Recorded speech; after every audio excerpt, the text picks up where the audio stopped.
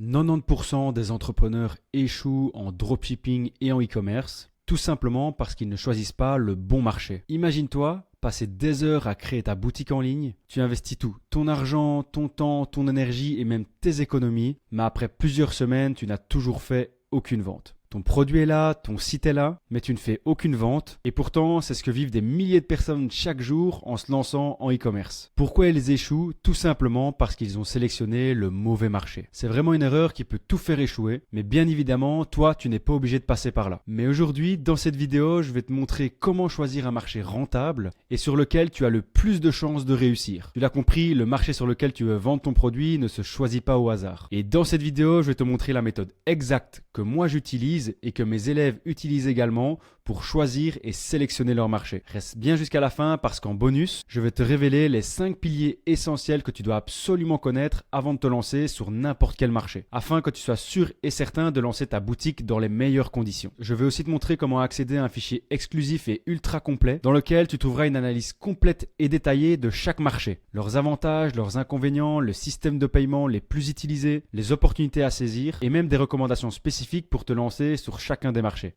C'est une véritable feuille de route que tu pourras utiliser pour connaître tous les marchés. Dans cette vidéo, il n'y aura pas que de la théorie, je vais aussi te montrer toute la pratique, comment moi je fais étape par étape pour sélectionner un marché et comprendre s'il y a vraiment une opportunité sur le marché où je peux lancer le produit. Allez, on commence tout de suite, c'est parti. Alors dans cette vidéo, je vais vous montrer bien évidemment comment vous allez pouvoir choisir le bon marché en e-commerce en 2025. Pour ça, il y a 3 étapes qui sont vraiment indispensables. La première chose, ça va être de faire une veille concurrentielle. Donc on va voir ça étape par étape. Je vais vous montrer les méthodes exactes que moi j'utilise et que mes élèves utilisent pour faire une veille concurrentielle et trouver le meilleur marché pour s'y positionner. Ensuite, on verra comment trouver une opportunité de marché et évidemment comment valider son marché sélectionné et être sûr et certain que l'on va se positionner sur ce marché-là et pas un autre. Et l'étape numéro 1, c'est de faire sa veille concurrentielle. L'objectif ici, ça va être vraiment de trouver une opportunité de marché, donc de comprendre où votre produit se vend afin de voir où se situe la meilleure opportunité, s'il est mieux de le lancer peut-être aux États-Unis, au Canada, en Australie, en France. Et donc cette étape est ultra importante avant de commencer. Pour ça, il y a différentes étapes que l'on va devoir faire. La première chose, ça va être de lister vos concurrents directs et indirects. Ça, c'est la toute première chose, de faire un listing de tous les concurrents que vous trouvez qui vendent le même produit ou des produits similaires ou qui résolvent le même problème que votre produit de base. Ça, c'est ultra important de le faire. La deuxième chose, c'est qu'on va faire une liste de mots-clés de votre produit en anglais, en français. Ça, on va utiliser ChatGPT. Vous pouvez faire dans n'importe quelle langue, suivant un petit peu dans quel pays vous voulez vendre et rechercher vos concurrents. Moi, en général, je le fais sur le marché anglais et sur le marché français. On va également regarder les ad copies de nos concurrents pour s'inspirer des mots-clés qu'ils utilisent pour leurs produits et pouvoir en fait les utiliser et faire une recherche également des concurrents. Donc comme outil qu'on va utiliser, ça va être la librairie Facebook, on va utiliser également Google Images et SimilarWeb. Et tout au long de cette vidéo, on va utiliser un tableau qui est très important. Donc ça va être le tableau ici de veille de marché. Ce tableau, il est hyper important parce qu'on va comprendre justement nos concurrents, on va pouvoir les lister, savoir où ils vendent le produit et trouver la meilleure opportunité de marché pour se positionner, tout simplement. Et tout au long de cette vidéo également, on va prendre l'exemple de la bouteille à hydrogène. Donc c'est un produit que j'ai lancé début 2024 qui a très bien fonctionné. Et donc du coup, je le connais très bien. Et donc on va faire justement cette veille concurrentielle exemple, cette veille de marché avec ce produit-là. La première chose que vous allez devoir faire, c'est du coup faire un listing de vos concurrents. Donc ici, moi j'ai listé 3 concurrents, Ion Bottle, My Ion Bottle et Rajonify. Pour trouver les concurrents, ça va être très simple. Donc ici, nous, ce qu'on va faire, c'est une liste des mots-clés de notre produit, donc en anglais et en français, comme je l'ai dit, et on va utiliser ChatGPT. Donc ici, moi, à ChatGPT, je lui ai directement mis un prompt très simple. Je lui ai mis « Crée-moi une liste de mots-clés en français et en anglais à utiliser pour faire une recherche des concurrents sur le même produit que moi ou des produits similaires. Voici une description de mon produit. » Et là, je mets justement mon produit. Vous mettez une description justement plus précise. Donc hydrogène, water, et je mets Enter. Donc là, il faut mettre une description un petit peu plus précise pour qu'il vous mette des bons mots-clés. Moi, j'ai simplement mis le nom de mon produit. Donc vous voyez, il comprend déjà très bien ce que c'est. Mais comme ça, vous êtes un peu plus précis. Donc là, on a les mots-clés en français, les mots-clés en anglais. Évidemment, vous pouvez faire une recherche en espagnol, etc. Ça dépend un petit peu de où vous voulez voir où il y a de la concurrence. Donc là, on va arrêter. Voilà. Donc là, mots-clés français, mots-clés anglais. Et on va directement se retrouver sur la bibliothèque publicitaire Facebook. Et donc ici, sur la bibliothèque publicitaire Facebook, moi, j'aime bien mettre tous les pays. Ensuite, je mets toutes les publicités et ici, on va insérer en fait les mots-clés que ChatGPT nous a mis et pouvoir identifier des potentiels concurrents et puis pouvoir les analyser pour savoir où ils vendent exactement le produit. Donc ici, moi, je vais mettre des mots-clés en anglais. Donc ici, on va mettre hydrogène water. Je pense que c'est le mot-clé principal ici de mon produit. Et donc, on va aller le mettre sur la bibliothèque publicitaire Facebook. Tac, et on va rechercher. Donc ici, on arrive justement avec le mot-clé hydrogène water et on voit directement en fait tous les concurrents en fait qui pubent en fait sur le mot-clé hydrogène water. Ici, pensez bien à mettre dans les filtres actifs en termes de publicité. Vous allez dans filtres et là vous mettez les filtres actifs parce que nous on veut voir tous les concurrents qui sont déjà et qui pubent encore. Toutes les publicités qui sont inactives, ça ne nous intéresse pas. Donc ici par exemple, on a un premier concurrent que je n'avais pas trouvé ici qui vend la bouteille. Donc qu'est-ce que je ferais? Directement, j'irai le mettre dans mon fichier ici et je le listerai ici. Ensuite, on va avoir ici, qu'est-ce que c'est? On va voir si c'est une bouteille d'hydrogène. Alors ça m'a l'air d'être quelque chose un peu similaire. Ok, donc c'est pas le même produit qu'on veut. Ici, on a un produit qui est similaire. Donc on va regarder un petit peu. Voilà, ouais, donc ça c'est un produit similaire. Voilà, donc qu'est-ce que je ferai également? Donc j'irai directement sur le site. Et en fait, je l'indiquerai directement. En fait, donc là, donc ils vendent la même bouteille en fait. Donc c'est une bouteille d'hydrogène. Donc c'est dans un pays un petit peu hébreu apparemment. Donc vous voyez, eux, ils se sont positionnés sur un pays hébreu. Où ils ont vu qu'il n'y avait peut-être pas de concurrence ou très peu. Et donc, qu'est-ce que je ferai également? J'irai le mettre dans mon listing ici, tout simplement. Alors, si vous voulez justement faire votre veille concurrentielle par rapport à un marché spécifique, ici on a mis tous les pays. Si je voulais voir combien il y a de concurrents sur le marché sur un marché spécifique, c'est très simple. Ici, vous allez dans tout. Et ici, par exemple, nous, on va regarder sur l'Australie. Est-ce qu'il y a des concurrents sur le mot-clé là? Donc là, on remet tout. Voilà, on met hydrogène water et on regarde. Et là, la bibliothèque publicitaire va nous dire justement le mot-clé hydrogène water est utilisé en Australie par telle ou telle personne, tel concurrent ou tel annonceur. Donc là, on descend un petit peu. Alors ici, on a l'air d'avoir quelque chose. Est-ce que c'est... Ouais, donc là, on a quelque chose ici. Donc déjà, un premier. On va aller voir un petit peu. Donc là, c'est important de vraiment tout lister parce qu'après, il y aura bien évidemment des sites en fait qui ne nous intéresseront pas du tout. Et ok, donc là, c'est pas du tout un site qui nous intéresse. On va descendre encore un petit peu. On va voir s'il y a des produits similaires. Donc là, on a un produit similaire. Ici aussi, on va regarder ici. Donc là, on a l'air d'avoir une boutique qui est assez intéressante. Donc Shopee Drolite. Donc là, on a une boutique intéressante, évidemment, qui vend sur le marché australien. Et donc ça, c'est une boutique très très intéressante. Donc vous voyez, si moi je voulais me positionner sur le marché australien, je sais déjà qu'il y a une très belle boutique ici qui vend. Donc là, j'ai déjà un concurrent. Donc qu'est-ce que je fais? Hop, je copie le lien. Tac. Et je vais l'insérer directement ici. Hop. Et là, je vais mettre le nom de mon concurrent qui s'appelle Hydrolite. Hydrolite, voilà. Voilà, comme ça, je liste tous mes concurrents. Donc, je pense que vous avez compris comment on listait ses concurrents, etc. Et le but, bien évidemment, c'est de tester plein de mots-clés pour rechercher. En fait, il y a différents mots-clés que vous allez pouvoir utiliser parce que, évidemment, des fois, il y a des concurrents qui n'utilisent pas du tout ce mot-clé-là, qui vont utiliser plutôt celui-là. Et donc, vous n'allez pas les trouver si vous utilisez ce mot-clé-là. Donc là, ça dépend un petit peu des produits.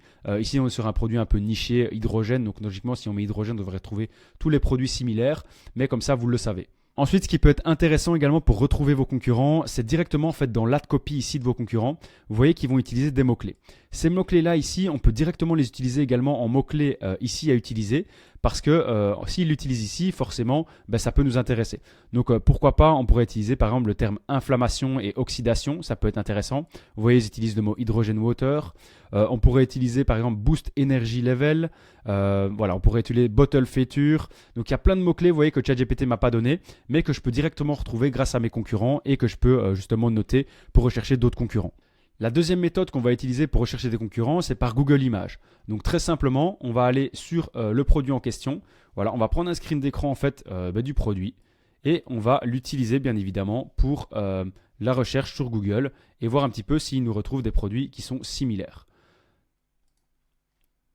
Je mets ma recherche sur Google. Et là, directement, il va nous faire un listing. Donc, vous voyez ici, on a Hydrolite. Donc là, il reconnaît directement le produit. Ici, on a sur Amazon. Ici, on a encore un produit Amazon, etc. Là, on a sur Bol. Donc ça, c'est une grosse marketplace, etc. Et donc là, je vous invite à mettre différentes images du produit pour justement avoir différents concurrents et pouvoir les rechercher, tout simplement. Si jamais vous voulez rechercher justement des concurrents sur un marché précis, c'est très simple. Vous avez simplement à mettre un VPN. Donc, si jamais vous voulez un VPN, il y a directement le lien en description. Moi, j'utilise NordVPN par exemple, qui est très bien et qui permet de vous localiser dans n'importe quel pays ultra facilement. Et donc, vous aurez simplement à mettre que vous voulez vous localiser par exemple en Australie, de mettre sur Google Images une image ou des mots-clés en anglais et directement, vous allez avoir et être répertorié tous les concurrents qui sont sur le marché australien grâce aux mots-clés anglais et grâce justement au VPN. Parce que si vous mettez simplement des mots-clés en anglais, en fait, ça ne va pas répertorier uniquement en fait, le marché australien. Donc c'est pour ça qu'un VPN, ça peut être super intéressant. Donc si jamais vous voulez un VPN, il y a directement le lien en description avec une réduction pour avoir accès à NordVPN. Donc une fois que vous avez listé vos concurrents directs et indirects grâce à l'Ads Librairie, à Google Images, aux différents mots-clés, etc. et aux ad copies, donc les différentes techniques que l'on vient de voir, on va utiliser SimilarWeb qui va nous permettre ici d'analyser en fait nos concurrents et d'avoir différentes données. Et donc ici, on va prendre le cas en fait d'Hydrolite. Donc ça va être un super exemple que je n'avais pas noté.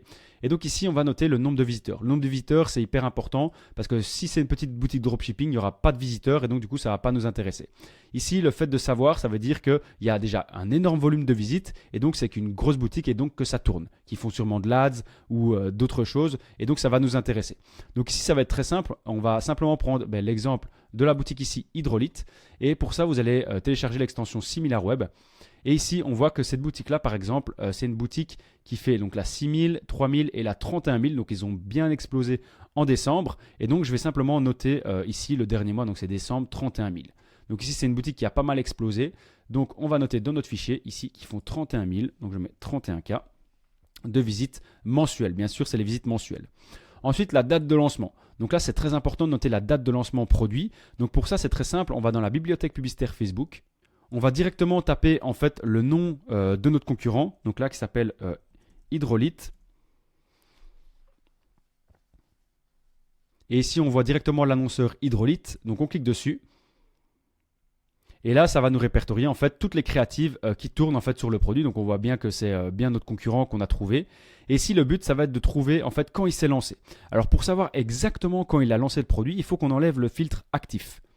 Ici, vous allez devoir regarder en fait toutes les publicités, même qui sont inactives, parce que c'est là qu'on va vraiment comprendre quand le produit a été lancé. Alors des fois, il y a énormément de pages parce que le produit a été lancé il y a très longtemps. Donc pour ça, vous pouvez filtrer par date. D'accord? Là, vous filtrez par date. Et ici, par exemple, moi, je peux mettre, on va regarder toutes qui ont été lancées. Par exemple, est-ce qu'il a été lancé avant 2023? Voilà, ici, on peut mettre également, on va mettre 2024, pardon.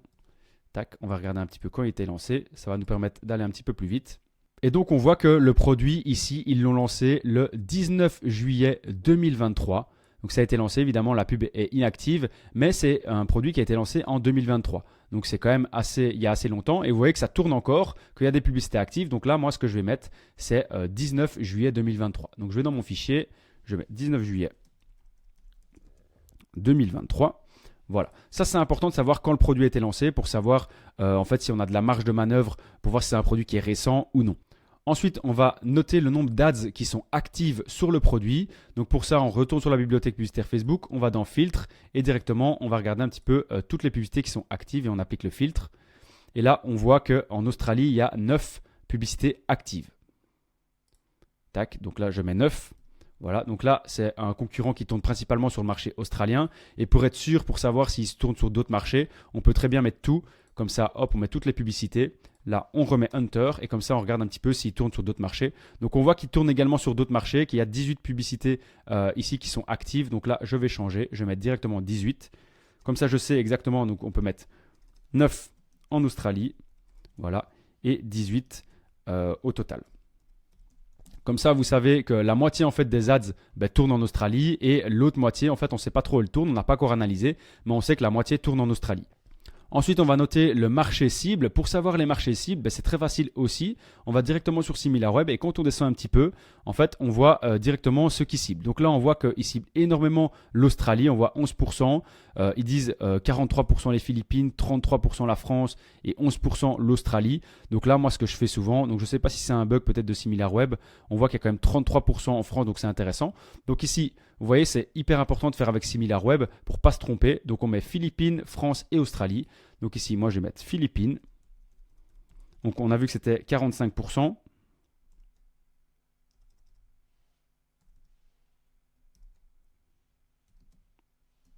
Ensuite, on a vu que c'était la France à 33%. Et puis ensuite, on a vu que c'était l'Australie à 11%. Donc là, on sait que leur marché principal, en fait, c'est les Philippines, que la France, c'est en deuxième et que l'Australie, en fait, c'est en troisième. Donc là, ça nous donne vraiment des indications. Donc là, ce serait intéressant un petit peu de voir le nombre d'ads qui tournent peut-être aux Philippines et en France pour voir s'ils ont beaucoup d'ads qui tournent ou si c'est peut-être un autre canal d'acquisition qui n'utilise peut-être pas Meta, mais un autre canal d'acquisition pour acquérir des clients. Ensuite, on va noter la source. Donc là, moi, je vais mettre en ads. Donc c'est clairement Meta Ads. Donc là, je mets Meta Ads. Voilà, donc là, il tourne en publicité Facebook. Donc là, on a fait notre première étape qui était la veille concurrentielle, c'est-à-dire qu'on a listé, on a fait des mots-clés, on a regardé les ad copy et du coup, on a rempli tout notre tableau ici jusque justement à la source de trafic. Maintenant, évidemment, on va passer à l'étape numéro 2 qui est justement comment valider son marché sélectionné. Lors de cette étape, vous devez faire vos recherches en fonction du pays que vous avez sélectionné. Donc en mettant des mots-clés dans la langue du pays et également en utilisant un VPN justement dans le pays en question. Donc là, on va utiliser différents outils pour évidemment valider en fait la demande de notre produit sur le marché. Donc la première chose, c'est qu'on va utiliser Amazon Mover and Shaker. Et donc ici, notre but, ça va être de voir un petit peu quelles sont en fait les meilleures ventes des dernières 24 heures pour voir un petit peu si notre produit en fait se vend dans les dernières 24 heures sur Amazon ou en tout cas a une grosse croissance sur Amazon. Donc pour ça, vous pouvez sélectionner directement en fait dans les départements ici. Donc ici, moi, en termes d'hydrogène water, on peut peut-être voir ici Personal Care, Health, etc. Donc ça peut être une bonne niche pour voir un petit peu si notre bouteille se vend. Évidemment, moi, c'est un truc un petit peu plus niché. Mais par exemple, si vous vendez des chaussons, des coussins personnalisés ou encore des chaussures, etc., vous pouvez voir peut-être des produits similaires qui se vendent et qui peuvent vous confirmer un petit peu que votre produit se vend sur le marché en question. Donc là, on est bien sur le marché australien. On est dans les meilleures ventes des dernières 24 heures. Et donc ici, on voit que ma bouteille Hydrogen Water n'est pas forcément dedans. Donc c'est pas grave, mais ça nous donne des informations justement sur le produit. Ensuite, on va également regarder dans les best-sellers. On va pas s'arrêter là, on va aller dans les best-sellers. Donc ici, je suis dans les best-sellers, bien sûr toujours en Australie. Et je vais regarder un petit peu s'il y a des produits similaires ou peut-être le même produit qui se vend en Australie de façon constante. Donc même chose ici, je vais sélectionner la catégorie. Peut-être que j'ai pas sélectionné la bonne catégorie juste avant. On va regarder un petit peu. Donc ici, on a pas mal de produits de base, en fait, j'ai envie de dire, qu'on utilise, des brosses à dents, etc. Donc ici, on n'a toujours pas notre produit. Tac. Donc c'est clair que c'est un produit un petit peu spécifique, donc qu'il soit dans le top Amazon, c'est vrai que c'est un petit peu plus compliqué. Non, donc il n'y est pas, mais en tout cas, c'est une bonne référence de vous fier à Amazon pour voir un petit peu, en fait, si votre produit est tendance, se vend, etc. Et on va évidemment faire une dernière chose, une fois qu'on a regardé dans les best-sellers et qu'on a regardé évidemment sur Mover and Shaker dans le pays en question. Et donc ici, je vais noter justement avec différents mots-clés en fait, le nom de mon produit pour voir un petit peu s'il y a quand même des ventes en Australie sur Amazon avec ce produit. Donc on voit qu'il y a pas mal de produits, donc ça c'est intéressant, ça nous confirme quand même que le produit se vend. Là on a 118 ventes, donc, enfin 118 avis, ici 324, ici 135. Donc le produit là, typiquement sur Amazon, ça nous donne des informations que il y a des ventes en Australie, ça se vend, on voit qu'il y a des avis sur Amazon, etc., qu'il y a pas mal de fournisseurs qui le vendent. Donc ça nous donne une information qu'il y a quand même une demande pour le produit, même si on va devoir la confirmer cette demande. Et par rapport justement à Mover and Shaker et Bestseller, du coup on n'a pas eu d'informations complémentaires, mais ça nous aurait permis de confirmer ou non si le produit était validé dans le pays en question. Ici on va bien sûr pas s'arrêter là. Une fois qu'on a consulté Amazon Mover and Shaker, on va également utiliser Google Trends pour identifier les tendances actuelles dans la région ciblée. Donc là, on va également utiliser des mots-clés spécifiques. Donc là, c'est très simple. Donc moi, je retourne dans mon tableau.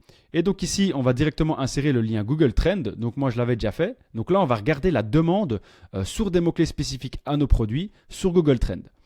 Donc ici, moi, mon produit, c'est Hydrogen Water. Donc je vais mettre différents mots-clés. Donc ici, on voit que Hydrogen Water, dans tous les pays, sur les 5 dernières années, on voit qu'il y a eu quand même pas mal de demandes en fait, et ça a quand même pas mal augmenté. Ici, on voit en 2023, là, vous voyez, même là 2024, ça a pas mal augmenté. Donc moi, c'est à ce moment-là que j'ai vendu le produit et ça a vraiment bien tourné. Ici, on a une petite descente en juin, puis là, ça remonte. Donc, vous voyez, c'est quand même assez constant au niveau des ventes. Et ici, on a également les intérêts par région. Donc, on voit qu'aux Philippines, c'est extrêmement demandé. Donc vous voyez là, ça nous donne une indication que en fait, notre concurrent, il a fait exactement comme moi. Il a été voir sur Google Trends, il a mis Hydrogen Water, il a vu qu'il y avait une énorme demande ici aux Philippines. Et qu'est-ce qu'il a fait? Il s'est positionné aux Philippines, là où il y avait sûrement personne. Et donc là, il est en train de se gaver, tout simplement. On voit qu'aux États-Unis, c'est beaucoup demandé, Népal et Zambie. Donc pourquoi pas regarder un petit peu ce qu'il est possible de faire au Népal et en Zambie. Personnellement, c'est des marchés que j'ai jamais été, mais pourquoi pas. Le marché de Singapour peut être intéressant, top 5. Et là, on voit les régions, l'Inde, le Kenya, l'Éthiopie, le Pakistan, Nigeria. Donc là, c'est plus des régions au niveau de l'eau, je pense. Mais en tout cas, au niveau des Philippines, c'est clairement confirmé ici. Donc ici, ça nous confirme bien qu'on a une demande sur le produit dans différentes régions et que le produit est demandé. Donc ici, ce qu'on peut regarder également, c'est regarder en fait en Australie, est-ce qu'il y a quelque chose d'intéressant en Australie? Est-ce que il y a une courbe en fait en Australie? Vous voyez qu'en Australie, il y a énormément de demandes. Vous voyez, ça a explosé ici en 2023. Voilà, 2024, quand moi, je me suis positionné, c'était ici. Donc vraiment à la pique, à la pointe. Et donc, vous voyez qu'il y a eu une énorme demande. Ça a descendu un petit peu, mais vous voyez que c'est constant. Donc, c'est quand même quelque chose qui est demandé en Australie. Donc, c'est clairement confirmé pour le vendre en Australie. On voit que c'est Australie occidentale, le Queensland, l'Australie. Donc là, c'est un peu les différentes régions de l'Australie. Donc, ultra intéressant de savoir tout ça. Donc, vous voyez ici, qu'est-ce que je fais? Donc, moi, je mets mon lien Google Trend. Comme ça, je suis sûr et certain que j'ai mes références en termes de liens et je sais qu'il y a une tendance et que le produit est demandé dans le pays en question. Ensuite, ici, vous insérez le lien Amazon qu'on était voir tout à l'heure qui nous a permis en fait de voir si le produit était demandé, s'il y avait beaucoup de ventes. Comme ça, en fait, on a une référence sur le lien. L'avant-dernière chose qu'on va faire, c'est qu'on va noter les angles marketing. Alors, pourquoi c'est important de noter les angles marketing? Tout simplement parce que dans un marché, il peut y avoir plusieurs concurrents, mais s'ils utilisent tous le même angle marketing et qu'il y a une opportunité sur un autre angle marketing, du coup, vous le savez et vous allez pouvoir vous positionner sur le même marché, mais avec un angle marketing différent et prendre toute une part de marché. Et donc, pour ça, moi, pour Ion Bottle, par exemple, j'avais noté que eux, ils avaient vraiment axé leur marketing et leur créatif sur booster sa santé et qui s'adressaient vraiment à tout le monde. Ensuite, pour My Ion Bottle, j'avais vu que eux, ils étaient vraiment axés sur l'angle marketing récupération sportive, donc vraiment pour les sportifs. Et pour Rajeunify, j'avais vu qu'ils s'étaient positionnés vraiment sur le rajeunissement et la santé, donc plus sur les personnes âgées. Et donc, j'avais noté également l'avatar client en général.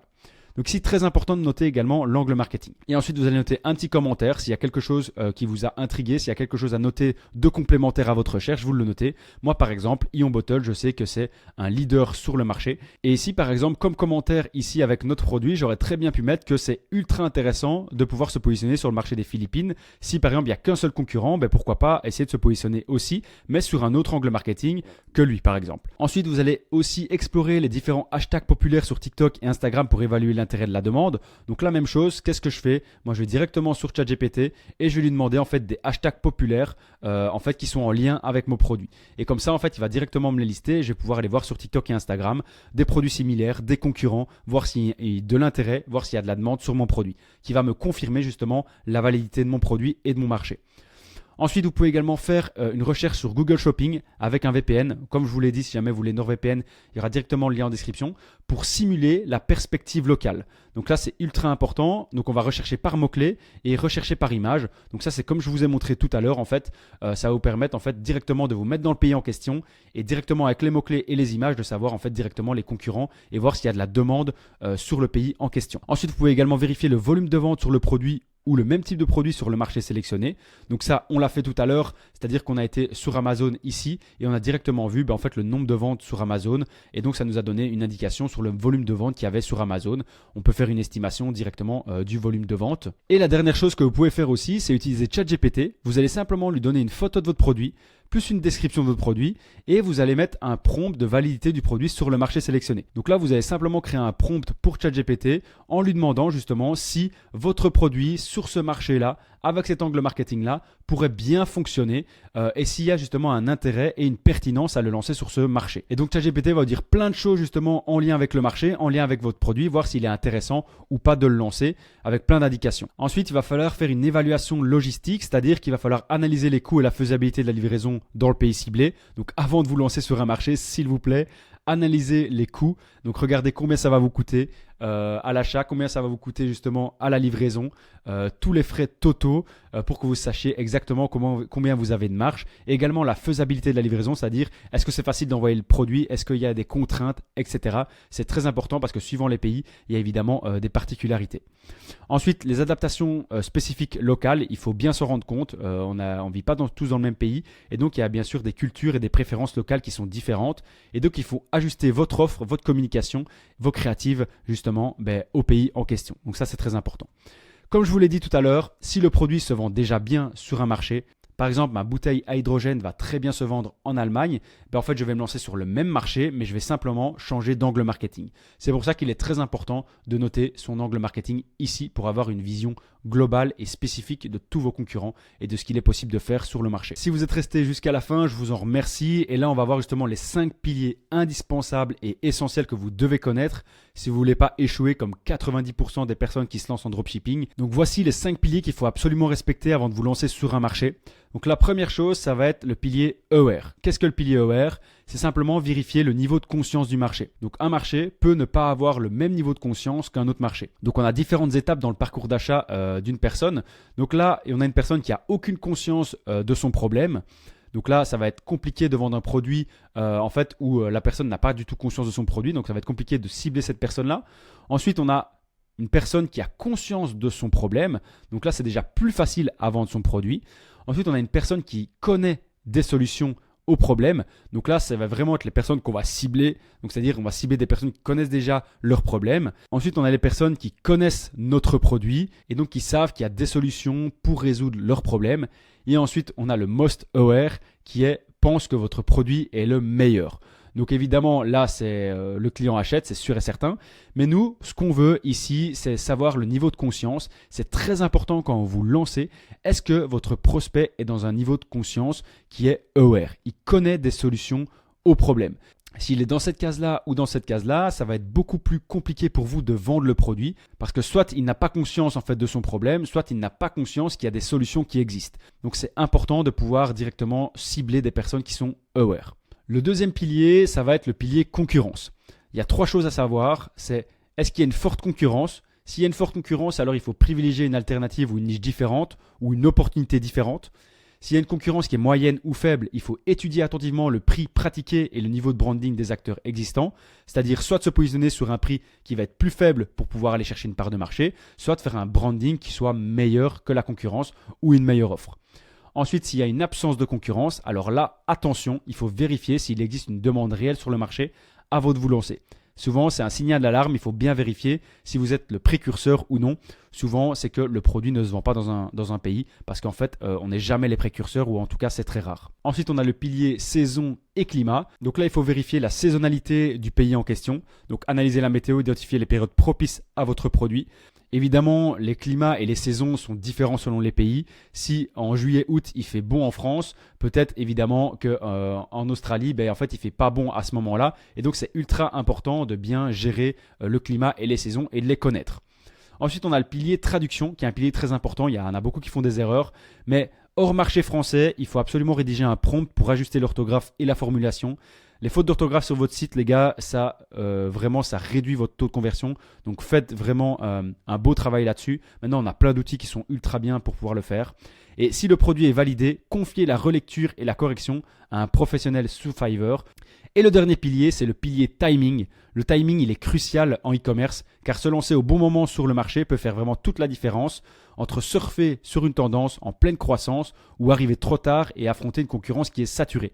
Donc le fait d'arriver au bon moment peut vraiment vous faire décoller et être leader du marché, tandis que d'arriver dans une période un petit peu trop tard, là il va falloir vraiment vous différencier parce que vous n'auriez pas de part de marché. Toutes les parts de marché vont être prises et donc il va falloir vraiment vous différencier. Si la vidéo t'a aidé, n'oublie pas de liker, de t'abonner et d'activer la cloche des notifications pour rester au courant de mes prochaines vidéos. N'hésite pas à me mettre en commentaire sur quel marché tu vas te lancer en 2025. Et si jamais tu veux retrouver le tableau de veille concurrentielle, le lien est directement dans mon Telegram, tu as simplement à le rejoindre. C'était Seb et moi je vous dis à plus dans une nouvelle vidéo.